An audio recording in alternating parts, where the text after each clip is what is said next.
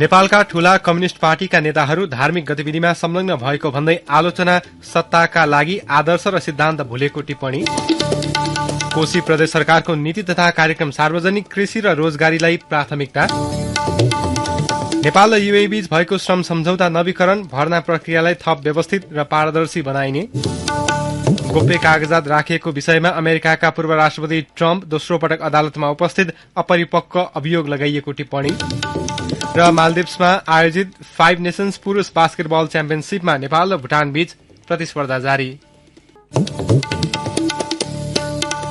नमस्कार, कान्तिपुर डायरीका साथमा साथी पूजनी र सूरज। समाचार अब विस्तारमा। सुरुमा कान्तिपुर सविस्तार। कान्तिपुर सविस्तार। प्रधानमन्त्री पुष्पकमल दाहालले भारत भ्रमणका क्रममा मध्य प्रदेशको उज्जैन स्थित महाकालेश्वर मन्दिरमा पूजा आजामा सहभागी भएको केही दिनपछि गरेको पशुपतिनाथ मन्दिरको भ्रमण यतिबेला चर्चाको विषय बनेको छ। धर्मलाई अफिमको रूपमा व्याख्या गर्ने कम्युनिष्ट पार्टीका नेताले धार्मिक गतिविधिमा देखिएको सक्रियता र रूचिलाई आफ्नो आदर्श र सिद्धान्त विपरीत भएको अर्थमा टिप्पणी भएको छ। यसअघि एमाले अध्यक्ष एवं पूर्व प्रधानमन्त्री केपी शर्मा ओलीले धार्मिक गतिविधिमा संलग्न हुँदा पनि त्यस्तै खालको आलोचना र टिप्पणी भएका थिए। यसरी हेर्दा के अब कम्युनिष्ट नेताहरूले धर्मको राजनीतिलाई बढ़ावा दिन खोज्दै त छैनन् भन्ने प्रश्न उठाएको छ। आफूलाई भौतिकवादी र मार्क्सवादी ठान्ने नेपालका कम्युनिष्ट दलका नेताहरूले मठ मन्दिरमा गएर पूजा आजा गर्नुलाई सामान्य धार्मिक गतिविधिको रूपमा मात्र हेर्न नसकिने भन्दै बहस भइरहेका छन्। उनीहरू आफैले भन्ने गरेको कम्युनिष्ट सिद्धान्त र निष्ठाबाट विचलित भएको आरोप लागिरहेको छ। कम्युनिष्ट नेताहरूको धार्मिक गतिविधिको पछिल्लो उदाहरण हो महाकालेश्वर मन्दिरमा गेरू वस्त्र पहिरिएर प्रधानमन्त्री दाहालले पूजा आजा गर्नु। हिन्दू धर्मावलम्बीहरूको भावनाको कदर गर्न आफू सो मन्दिरमा गएको भन्दै दाहाल र उनका पार्टीका नेताले बचाउ गरिरहेका छन्। माओवादी केन्द्रकी नेता पम्पा भूषाल संवैधानिक भूमिकामा रहेको व्यक्तिले धार्मिक कार्यमा संलग्न हुँदैमा विचार र सिद्धान्त छोडेको अर्थमा बुझ्न नहुने बताउँछिन्। उनले भनिन्, सार्वजनिक जीवनमा आएपछि अनि जनताले जे गर्छन् जनतासित एकाकार हो भन्ने नीति हो। यो चाहिँ कस्तो भने धेरै जनताले मान्ने कुरामा नेताहरू पनि सहभागी हुने र सम्भवतः आफ्नो मतको राजनीतिलाई चाहिँ आफूतिर पोजिटिभ गराउने मात्रै हो। आफ्नो आस्था र दर्शन परिवर्तन गरेको चाहिँ मलाई लाग्छ। यसअघि एमाले अध्यक्ष केपी शर्मा ओली प्रधानमन्त्री भएका बेलामा मन्दिर दर्शन गर्दै र धार्मिक गतिविधिमा सक्रिय हुँदै हिन्दुत्वको मुद्दालाई बढ़ावा दिन खोजेको भन्दै उनकै पार्टी वृत्तबाट समेत आलोचना भएको थियो। 2078 वैशाख 7 गते प्रधानमन्त्रीको सरकारी निवासमा राम सीताको मूर्ति पूजा गरी चितवनको माडी स्थित अयोध्यापुरी पठाउनु र राम मन्दिरको विषयलाई बढी महत्व दिएर ओलीले निश्चित धर्म मान्ने समुदायको मन जित्न खोजेको भन्दै टिप्पणी हुने गरेका छन्। त्यति मात्र होइन, उनकै कार्यकालमा 2077 फागुन 12 गते 108 किलोको सुनको जलहरी पशुपतिनाथको मन्दिरमा राखिएको विषयलाई पनि धर्मप्रतिको अत्यधिक रुझान भनिएको थियो। त्यसै घटनालाई लिएर कम्युनिष्ट नेताहरू धर्मको राजनीतितर्फ लागेको हो कि भन्ने सवाल उठेको हो। एमालेका उपमहासचिव प्रदीप ग्यावाली पुरातत्व र सांस्कृतिक महत्वको मठ मन्दिरको संरक्षण र प्रवर्धन गर्नु सही भए पनि नेता विशेष नै धार्मिक गतिविधिमा लाग्नु उचित नहुने बताउँछन्। उनी भन्छन्, विभिन्न ठाउँका खोकनाका मन्दिरहरू हुन्, चाहे दरबार स्क्वायरभित्रका मन्दिरहरू हुन्, स्वयम्भू नै होस्, त्यसलाई एक ढंगले ती मुलुकका महत्वपूर्ण सांस्कृतिक धरोहरहरू हुन्, त्यसको सम्वर्धन गर्नु, संरक्षण गर्नु हरेकको कर्तव्य हो। कतिपय व्यक्तिहरूमा त्यो धार्मिक आस्था अलिकति बढेको देखिन्छ। अब त्यसमा चाहिँ व्यक्तिको अलिकति वैचारिक धरातल कमजोर हुँदै गएको संकेत पनि देख्न सकिन्छ। अन्यथा चाहिँ खास गरेर वामपन्थी नेताहरू स्वयं आफैमा चाहिँ धर्म कर्ममा हिँड्नु भन्ने कुरा चाहिँ त्यति खालको विरोधाभासपूर्ण जस्तो देखिन्छ। ठूला कम्युनिष्ट पार्टीका नेताहरूले देखाएको धार्मिक सक्रियता पुराना कम्युनिष्ट नेताहरूलाई भने पटक्कै मन परेको देखिँदैन। पाका कम्युनिष्ट नेता मोहन विक्रम सिंह कठोर त्याग र बलिदानबाट आएका कम्युनिष्ट नेताहरूले अहिले धर्मलाई सत्ता र शक्ति प्राप्तिको अस्त्र बनाएको बताउँछन्। उनले भने, यी सबैलाई हामीले एउटा कम्युनिष्ट सिद्धान्तमा आएको विचलन नै मान्दछौँ। त्यो विचलनहरू सही दिशको होइन। कम्युनिस्ट पार्टीमा ठूलो विचलन आएको छ। कम्युनिस्टमा कम्युनिस्ट नाम कम्युनिस्ट पार्टीको रातो झण्डा हँसिया हतोराको झण्डा ओर्ने, तर त्यसमा धेरै विचलन आएको छ। त्यो सैद्धान्तिक रूपमा पनि र त्यसमा राजनीतिक रूपमा पनि संगठनात्मक रूपमा पनि मार्क्सवाद लेनिनवादको सिद्धान्तहरू त्यसलाई फेरि परित्याग गरिएको छ। यो कम्युनिस्ट आन्दोलनको एउटा ठूलो समस्या हो। हामीले त्यस प्रकारको विचलनका विरुद्ध सङ्घर्ष गरेका छौँ र हामीले त्यो विचलनलाई सही मान्दैनौँ। समयको कुनै कालखण्डमा धर्मको विषय उठान गर्दा अरूलाई वर्ग शत्रु ठान्ने र धर्मको लाभ लिन खोजेको भन्दै आलोचना गर्ने कम्युनिस्ट नेताहरूले व्यक्तिगत फाइदाका लागि आफ्नो धरातल र विचार विपरीतका कार्य भएको भन्दै आलोचना भइरहेका छन्। राजनीतिक विश्लेषक मुमाराम खनाल दलहरूले राजनीतिक स्वार्थका लागि धर्मलाई अँगाल्न खोज्नु गलत भएको बताउँछन्। उनी भन्छन्, हिजो सत्ता र शक्तिमा जाँदाखेरि जे भन्न मिल्छ त्यो भन्दै गए र त्यो सत्ता प्राप्त गर्नका लागि अहिले जे भेटिन्छ त्यो भिर्दै गए र यस्तो क्रूप चित्र देखियो कम्युनिस्टहरूको। अब उनीहरूलाई कम्युनिस्ट भन्ने नभन्ने पनि आफ्नै ठाउँमा पनि एउटा विवाद छ। हिजो शक्तिमा नपुगन्जाले चाहिँ विभिन्न खालका चाहिँ प्रभुत्व र विभिन्न खालका चाहिँ शक्तिहरूको चाहिँ विरोध गर्दै जाने, त्यो जायज होस् या नाजायज होस्। आज चाहिँ जब सत्ता र शक्तिसँग त्यो सामाजिक र सांस्कृतिक प्रभुत्वबाट मलाई फाइदा हुन्छ भन्ने भएपछि अनि ती सबै कुराहरू फेरि भिर्दै गए के। विचारमा एकरूपता नहुँदा विभिन्न समयमा कम्युनिस्ट नेताहरूको व्यवहार परिवर्तन हुँदै आएको अर्थमा पनि धार्मिक विषयलाई जोड्ने गरिएको छ।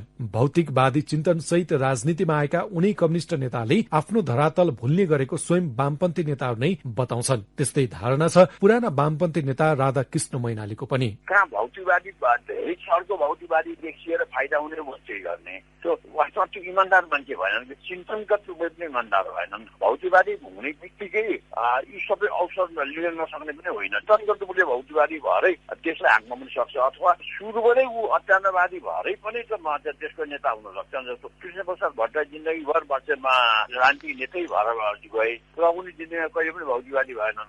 बिटी भौतिकवादी अत्याचारवादी सोच भगवानलाई पूजा गर्ने ठाउँमा कहिल्यै गएनन् तर जिन्दगीभर नेतै भएर बसे। त्यो एउटा जे भित्र देखियो बाहिर पनि त्यही देखिनु चाहिँ राम्रो हो। मैले प्रचण्डकै चाहिँ देखेँ भित्र उनी साँच्चीकै अवसरवादी मान्छे अनि बाहिर चाहिँ उनी कहिले चर्को भौतिकवादी देखिने कहिले चर्को अध्यात्मवादी देखिने क्रियाकलापमा उनी अगाडि लागेर यस्तै चर्चाका मान्छे तल थुप्रै हुन्छ। धर्मनिरपेक्ष मुलुकमा सबै धर्म र संस्कृतिलाई सम्मान गर्नु स्वाभाविक हो, तर आफ्नै सिद्धान्त र वैचारिक पृष्ठभूमि भुलेर गेरु वस्त्र धारण गर्दै मठ मन्दिर पुग्नुलाई स्वाभाविक मानिएको छैन। बदलिदो परिवेशमा हेर्दा नेपालका नेताहरू, त्यसमा पनि कम्युनिस्ट नेताले कतै हिन्दुत्वको एजेन्डालाई आफ्नो राजनीतिक भविष्यसँग जोड्न खोज्दै त छैनन् भन्ने प्रश्न अहम रूपमा उठेको छ। रेडियो कान्तिपुरका लागि सन्तोष गन्धर्व। कान्तिपुर सविस्तार।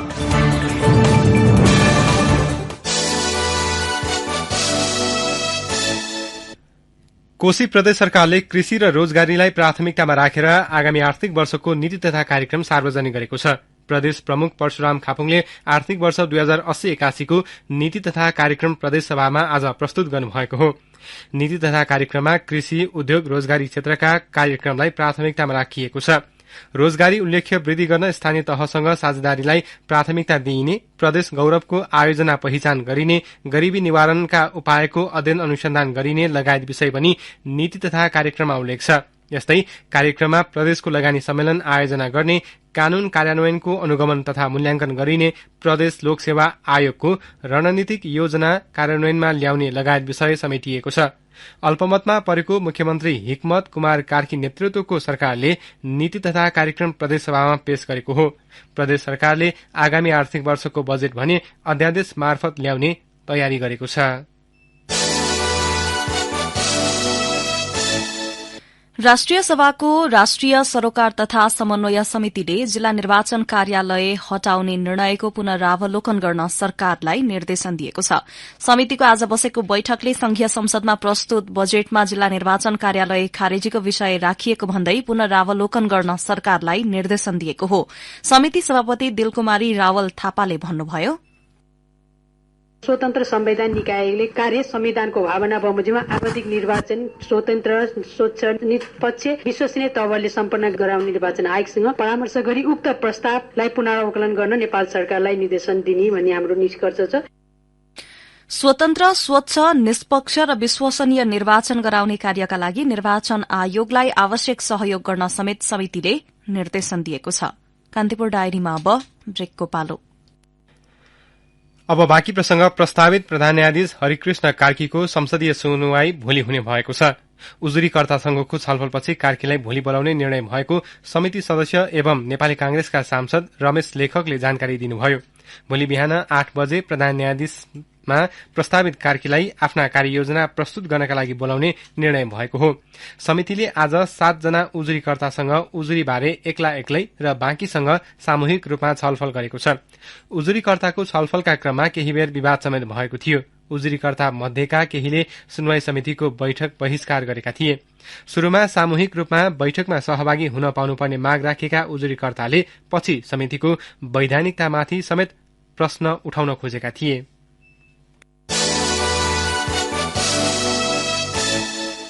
विगत 5 वर्षको अवधिमा मातृ मृत्युदर करिब 37% घटेको एक प्रतिवेदनले देखाएको छ। स्वास्थ्य मन्त्रालय अन्तर्गतको नीति तथा योजना प्रमुख डाक्टर कृष्ण प्रसाद पौडेलले प्रतिनिधि सभाको शिक्षा तथा स्वास्थ्य समितिमा आज प्रस्तुत गर्नुभएको प्रतिवेदनमा सन् 2030 को दिगो विकास लक्ष्य हासिल गर्न मातृ मृत्युदर करिब 54% घटाउनुपर्ने देखिएको उल्लेख छ।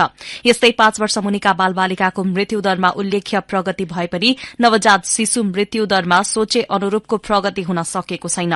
5 वर्ष मुनिका बालबालिकाको मृत्युदरको करिब 2/3 अथवा 63% हिस्सा नवजात शिशु मृत्युले ओगटेको पनि उल्लेख छ। पोषणको क्षेत्रमा पनि लगानी अनुसारको प्रतिफल प्राप्त गर्न नसकेको प्रतिवेदनमा उल्लेख छ। प्रतिवेदनमा नेपालमा हालसम्म निजी, सरकारी र सामुदायिक गरी 10,01,065 स्वास्थ्य संस्था दर्ता भएको पनि उल्लेख गरिएको छ।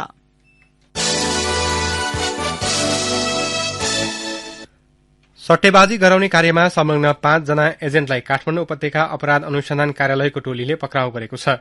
विभिन्न स्थानबाट पक्राउ परेका उनीहरूको बैंक खाताबाट सट्टेबाजी मार्फत 74 करोड़ 13 लाख 50 हजार रूपियाँ बराबरको कारोबार भएको पाइएको कार्यालयका प्रमुख प्रहरी वरिष्ठ उपरीक्षक मनोज कुमार केसीले बताउनुभयो। एजेन्टका रूपमा काम गर्दै आएका कैलालीका दिनेश खड्का, काभ्रेकी अनिता धिताल, भक्तपुरका दिपेश श्रेष्ठ, कञ्चनपुरका दिनेश चन्द र नुवाकोटका आशिष लामिछाने पक्राउ परेका हुन्। पक्राउ परेका दिनेश एक्लैले विभिन्न डिजिटल वालेट र बैंक खाताको प्रयोग गरी 64 करोड़को कारोबार गरेको पाइएको छ। प्रहरीले 2 महिना लामो अनुसन्धानपछि उनीहरूलाई पक्राउ गर्न सफल भएको हो। पक्राउ परेका मध्ये लामिछाने चार्टर एकाउन्टेन्ट विषयको विद्यार्थी रहेको पाइएको छ।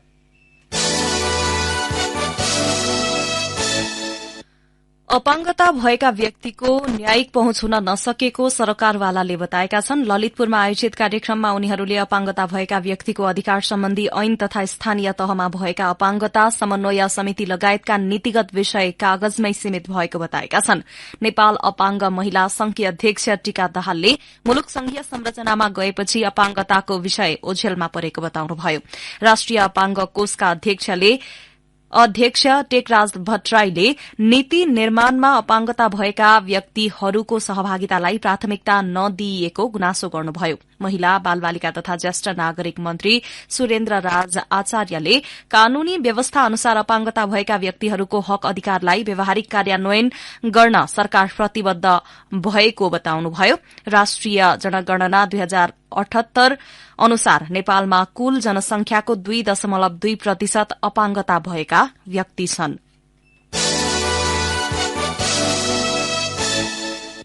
वर्षायाम शुरू भएसँगै डेंगीबाट बच्न स्वास्थ्य तथा जनसंख्या मन्त्रालयले आग्रह गरेको छ। पानी परेसँगै लामखुट्टेको टोकाइबाट डेंगीको संक्रमण हुन सक्ने भन्दै त्यसबाट बच्न मन्त्रालयले आग्रह गरेको हो। त्यस्तै लामखुट्टेको वृद्धि विकास रोक्न लामखुट्टेले फूल पार्न सक्ने ठाउँ पत्ता लगाई नष्ट गर्न तथा गमला, टायर वा खाल्डोमा पानी जम्न दिन नहुने मन्त्रालयले जनाएको छ। साथै लामखुट्टेको टोकाइबाट बच्ने उपाय अपनाउन तथा डेंगीका लक्षण देखिए तत्काल स्वास्थ्य उपचार गराउन मन्त्रालयले अनुरोध गरेको छ। रूपन्देहीको तिलोत्तमा नगरपालिका 9 भलबारी स्थित नेपाल आयल निगमको डिपोमा जाँदै गरेको ट्याङ्करबाट पेट्रोल चोरी गर्ने 2 जना पक्राउ परेका छन्। ट्याङ्करको पेट्रोल चोरी गरी बिक्री गरिरहेको अवस्थामा चालक भारतका 38 वर्षीय मोहम्मद मुहिम र सोही स्थानका सहचालक 22 वर्षीय रविन्द्र गौतमलाई प्रहरीले पक्राउ गरेको हो। व्यवसायीको सहयोगमा ट्याङ्कर चालकले पेट्रोल चोरेर पम्पमा बिक्री गर्दै गरेको अवस्थामा उनीहरूलाई पक्राउ गरिएको जिल्ला प्रहरी कार्यालय रूपन्देहीका प्रहरी नायब उपरीक्षक डीएसपी श्यामु अरियालले बताउनुभयो। जिल्ला प्रहरी कार्यालयबाट खटिएको टोलीले ट्याङ्करबाट पेट्रोल भरिरहेको अवस्थामा 2 वटा ग्यालेन, पाइप, नक्कली सील, बाल्टिन लगायत सामग्री समेत बरामद गरेको छ।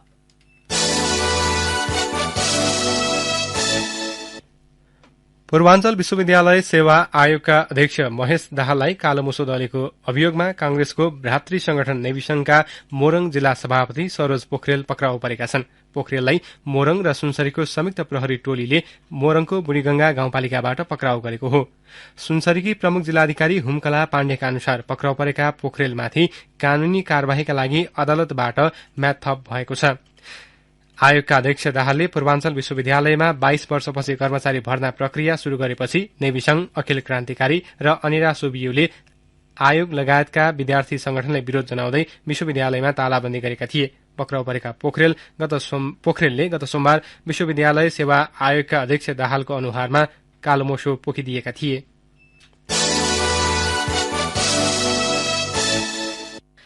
बाँकेका 4 स्थानीय तहलाई पूर्ण खोप सुनिश्चितता तथा दिगोपन घोषणा गरिएको छ। जिल्लाका 8 मध्ये जानकी, खजुरा, डुडुवा गाउँपालिका र कोहलपुर नगरपालिकालाई सुनिश्चितता तथा दिगोपना पालिका घोषणा गरिएको हो। अषाढ़ पहिलो साताभित्र सबै पालिकालाई पूर्ण खोप सुनिश्चितता तथा दिगोपना घोषणा गर्ने तयारी गरिएको जिल्ला स्वास्थ्य कार्यालयका खोप सुपरभाइजर नरेश श्रेष्ठले बताउनुभयो। उहाँका अनुसार 5 वर्ष मुनिका सबै बालबालिकालाई प्रत्येक महिना 13 प्रकारका रोग विरूद्ध खोप लगाउने गरिन्छ। नियमित खोप लगाउन छुटेका बालबालिकालाई लक्षित गरी गत माघदेखि वैशाखसम्म खोज र खोप अभियान सञ्चालन गरिएको थियो। कान्तिपुर डायरीमा पुनः ब्रेकको पालो। कान्तिपुर डायरीमा अब आर्थिक प्रसंग। नेपाल र संयुक्त अरब इमिरेट्स यूएई बीच भएको श्रम सम्झौता नवीकरण भएको छ। शून्य लागतमा श्रमिक जान पाउने गरी नेपाल र यूएईका उच्च श्रम अधिकारी बीच काठमाडौँमा भएको उच्च स्तरीय संयुक्त समितिको बैठकले श्रम सम्झौता नवीकरण गरेको हो। नेपाल र यूएई बीच 4 वर्ष अघि भएको श्रम सम्झौताको म्याद आज सकिँदै थियो। श्रम रोजगार तथा सामाजिक सुरक्षा मन्त्रालयको रोजगार व्यवस्थापन महाशाखा प्रमुख राजीव पोखरेलका अनुसार भर्ना प्रक्रियालाई थप व्यवस्थित र पारदर्शी बनाउने गरी श्रम सम्झौता नवीकरण गरिएको हो। बैठकमा यूएईका पक्षले श्रमिक रोजगारविहीन भएमा 3 महिनासम्मको बेरोजगार भत्ता पाउने गरी श्रमिकको अनिवार्य 24 घण्टाको बीमा नीति लागू गरिएको जानकारी दिएको छ। श्रम सम्झौताले सबै विदेशी श्रमिकलाई समान व्यवहार गर्ने, महिला श्रमिकको लागि श्रमिक कल्याण र सुरक्षाका विशेष उपाय सुनिश्चित गर्ने विषयलाई सम्बोधन गरेको छ। त्यस्तै राहदानी सहित व्यक्तिगत परिचय सम्बन्धी कागजात श्रमिककै साथमा राख्न पाउने विषयलाई पनि सम्बोधन गरिएको छ। श्रमिक र रोजगारदाताबीच विवाद उत्पन्न भई अदालतमा मुद्दा परि विचाराधीन रहेको अवस्थामा कामदारलाई कुनै लागत वा शुल्क नलाग्ने गरी कानूनी उपचारको व्यवस्था गर्ने विषय लगायतलाई पनि सम्बोधन गरिएको छ।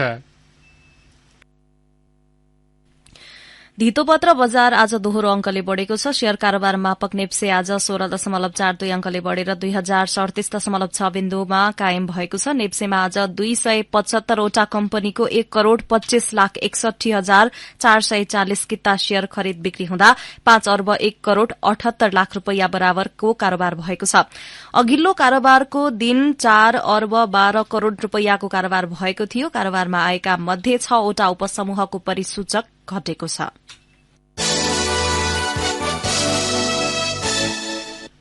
अब अन्तर्राष्ट्रिय प्रसंग। अमेरिकाका पूर्व राष्ट्रपति डोनाल्ड ट्रम्पले गोप्य कागजात राखेको विषयमा आफू दोषी नभएको जिकिर गर्नुभएको छ। फ्लोरिडाको मियामी स्थित संघीय अदालतमा साबिती बयानका क्रममा ट्रम्पले गैरकानूनी रूपमा आफूले सरकारी कागजात दुरूपयोग नगरेको बताउनु भएको अन्तर्राष्ट्रिय संचार माध्यमले उल्लेख गरेको छ। ट्रम्प संघीय आपराधिक अभियोग लाग्ने पहिलो अमेरिकी राष्ट्रपति हुन्। ट्रम्पको अदालतमा यो दोस्रो उपस्थिति हो। राष्ट्रपति जो बाइडेन र पूर्व प्रतिद्वन्दी हिलरी क्लिन्टनले आफूमाथि अपरिपक्व अभियोग लगाएको उहाँको भनाइ थियो। ट्रम्पमाथि गैरकानूनी रूपमा गोप्य कागजात राखेको र सरकारको अनुसन्धान प्रयासमा बाधा पुर्याएको लगायत 37 वटा मुद्दा दायर भएको छ। यसैबीच 77 वर्षीय पूर्व राष्ट्रपतिलाई घरेलु र अन्तर्राष्ट्रिय यात्रामा कुनै प्रतिबन्ध बिना अदालतबाट बाहिरिने अनुमति दिइएको छ। पूर्व राष्ट्रपति उपस्थित हुने भएपछि मियामी प्रहरीले सुरक्षा व्यवस्था कडा पारेको थियो। ग्रीसको दक्षिणी तटमा शरणार्थी र आप्रवासी बोकेको माछा मार्ने डुंगा पल्टिँदा कम्तीमा 59 जनाको मृत्यु भएको छ। 100 बढ़ीको उद्धार गरिएको अन्तर्राष्ट्रिय संचार माध्यमले जनाएका छन्। बाँचेका 4 जनालाई हाइपोथर्मियाको लक्षण देखिएकाले अस्पताल भर्ना गरिएको छ। डुंगामा कतिजना यात्रु थिए भन्ने यकिन हुन सकेको छैन। यसैबीच नाइजेरियाको पश्चिमी क्षेत्रमा पर्ने नाइजर नदीमा डुंगा पल्टिँदा कम्तीमा 100 मानिस बेपत्ता भएका छन्। क्वारा राज्यबाट नाइजर राज्यतर्फ जाँदै गरेको सो डुंगामा 300 भन्दा बढ़ी यात्रुहरू सवार रहेको बताइएको छ। रूखमा ठोकिएर दुर्घटना भएको क्वारा राज्यका गवर्नर अब्दुल रहमान अब्दुल रजाकलाई उद्धृत गर्दै बीबीसीले जनाएको छ। बेपत्ता भएकाहरूको खोजी कार्य जारी छ।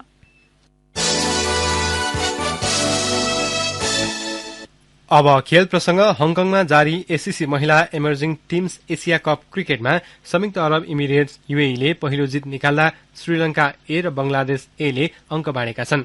मोङकक रंगशालामा यूएईले मलेसियालाई 5 विकेटले हरायो। वर्षाका कारण ढिलो गरी शुरू भएको खेल 5 ओभरमा छुट्याइएको थियो।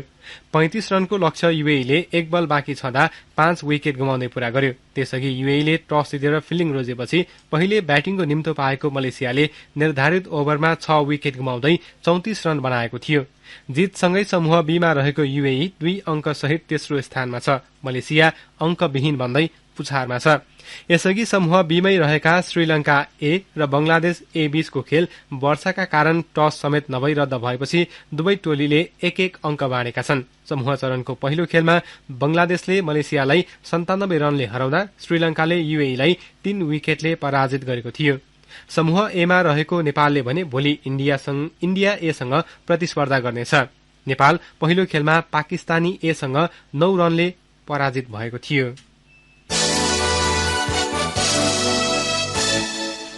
फाइभ नेशन्स पुरूष बास्केटबल च्याम्पियनशीपको पहिलो खेलमा नेपाल भूटानसँग पराजित भएको छ। भूटानले नेपाललाई 61-55 ले पराजित गरेको हो। नेपालले दोस्रो खेलमा भोलि पाकिस्तानसँग खेल्दा आगामी शनिबार बांग्लादेशको सामना गर्नेछ। त्यस्तै लीगको अन्तिम खेलमा नेपालले आगामी आइतबार घरेलु टोली मालदिप्ससँग प्रतिस्पर्धा गर्नेछ। असाढ़ 7 गतेसम्म हुने प्रतियोगितामा नेपालसहित मालदिप्स, बांग्लादेश, भूटान र पाकिस्तानले राउण्ड रोबिन लीगका आधारमा प्रतिस्पर्धा गर्नेछन्। शीर्ष 2 टोलीले फाइनल खेल्नेछ। अन्त्यमा प्रमुख प्रसंग पुनः एकपटक। नेपालका ठूला कम्युनिष्ट पार्टीका नेताहरू धार्मिक गतिविधिमा संलग्न भएको भन्दै आलोचना, सत्ताका लागि आदर्श र सिद्धान्त भुलेको टिप्पणी। कोशी प्रदेश सरकारको नीति तथा कार्यक्रम सार्वजनिक, कृषि र रोजगारीलाई प्राथमिकता। नेपाल र यूएई बीच भएको श्रम सम्झौता नवीकरण, भर्ना प्रक्रियालाई थप व्यवस्थित र पारदर्शी बनाइने। गोप्य कागजात राखेको विषयमा अमेरिकाका पूर्व राष्ट्रपति ट्रम्प दोस्रो पटक अदालतमा उपस्थित, अपरिपक्व अभियोग लगाएको टिप्पणी। र मालदिप्समा आयोजित 5 नेशन्स पुरूष बास्केटबल च्याम्पियनशीपमा नेपाल पराजित। अवस्था यिनै प्रसंगसँगै कान्तिपुर डायरीको यो बुलेटिन अहिलेलाई यही सकिन्छ। पुजनी र सूरज बिदा हुन्छौं। नमस्कार।